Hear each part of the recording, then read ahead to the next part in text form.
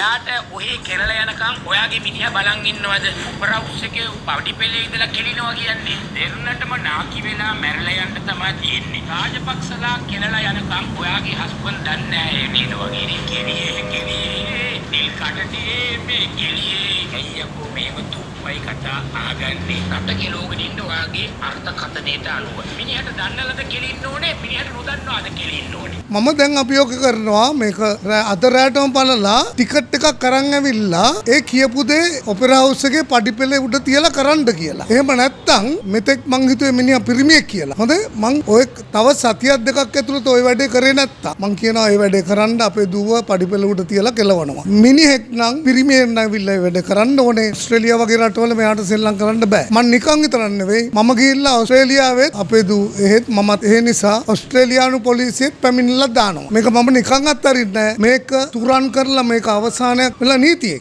නීතියම තුරන් කරලා සම්පූර්ණයෙන්ම මේ වගේ ජරා අසික්කිත YouTube කාරයෙක් කෙනෙක් නෙවෙයි. තවත් මේ වගේ තිරිසන් අසික්කිත කීප දෙනෙක් ඉන්නවා. මේවා නතර වෙන එක හොඳයි. මං හිතන්නේ මේක නතර වෙන්නේ මෙතනින් කියන එක බොහොම සන්තෝෂෙන් කියනවා. මොකද ගරු අධිකරණය මට 100% විශ්වාසයි. ඒ වගේම අපරාධ පරීක්ෂණ දෙපාර්තමේන්තුවත් මට විශ්වාසයි. සාමාන්‍යයෙන් මෙච්චර කල් මම කලා ශාස්ත්‍රයේ හිටිය අවුරුදු 45ක් එතෙක් ඉඳලා මෙතෙක් වෙනකම් මේ වගේ දේවල් අපි ඇහුවේ නැහැ. මේ මිනිස්සයාගේ ওই කතාවෙන් මට ඇඟට වැදුනා සහ දැනුණ හේතුව තමයි අපේ ඩිල්කට ඉන්න චූටි දරුවෝ 3 දෙනෙක්. මේ දරුවෝ 3 දෙනා එහෙ යන්නේ කැතලික් ප්‍රයිවට් ස්කූල් වලට. ඒ ඉස්කෝලේ සිංහල දරුවෝ ඉන්නවා. තවත් ශ්‍රී ලංකන් දරුවෝ ඉන්නවා. එතකොට මේගොල්ලෝ ලොකු වෙනකොට මේ පොඩි 3 දෙනාටත් දැන් මේක දැනෙනවනේ. දැන්ටත් මේගොල්ලන් දැනෙනවා. මට තියෙන ප්‍රශ්නේ තමයි මේ මිනිස්සයා මේ වීඩියෝ එකේ කියනවා එක තැනක ඔපෙරා හවුස් එකේ පඩිපෙළ උඩ තියලා කෙලවනමයි කිය. මම කියනවා දැන් කෙලින්ම අභියෝගය කියන දෙනවා. මමත් ඕස්ට්‍රේලියානු පුරවැසියෙක්, ලංකාවේ පුරවැසියෙක්. මට ආරංචි මිනිහටත් ඕස්ට්‍රේලියාවේ මොකක් හරි තියෙනවා. එයාට ඕස්ට්‍රේලියාවේ නමවත් ඔපෙරා හවුස් කියනවත් පාවිච්චි කරන්න පුළුවන්ද කියලා මන් දන්නේ නැහැ නීතියේ. මං හිතන්නේ මේක මානසික ලෙඩක්. මං එකක් කියන්නම්. මේ වැදගත්ම දේ හොඳේ මේක ටර්නින් පොයින්ට් එකක්. දැන් මෙයා සජිත් ප්‍රේමදාස මහත්තයාගේ පක්ෂෙත් සජිත් ප්‍රේමදාස මහත්තයාගේ පිටිපස්සෙන් ගියා. එතුමා 7-5කට ගණන් ගත්තේ නැහැ. ගෝඨාභය මහත්තයාගේ පස්සෙන් ගිහිල්ලා මොකද්ද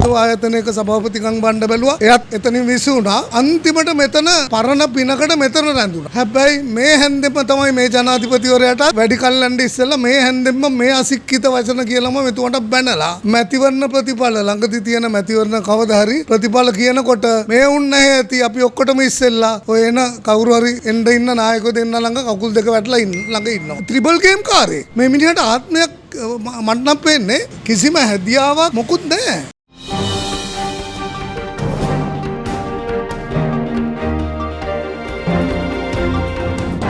News Hub, peopleizing the news.